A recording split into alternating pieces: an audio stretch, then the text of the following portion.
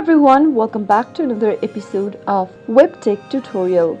In today's video, I'm going to show you how to activate Destiny MasterCard online. Watch the video till the end and don't forget to subscribe to our channel by hitting that subscribe button. Press the notification bell so that you'll never miss another upcoming upload from us. Open up a web browser of your choice on a computer or mobile devices. Now into the URL box, type in www.destinycard.com and press enter on your keyboard. Doing so will take you to the official site of Destiny Card. To log into your account, click the My Account button at the top right from the main home page. Now into the login page, type in your username associated with your Destiny credit card. On the next field, type in your password correct. If you happen to forget your username or password, get help by clicking Forgot your username or password and follow through the on-screen prompts till the end. Finally, after filling in your details, click on Login and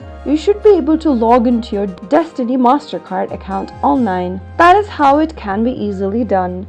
If you found the video to be helpful, go ahead and give us a thumbs up. I'll soon be back with more videos like this. Thanks for watching.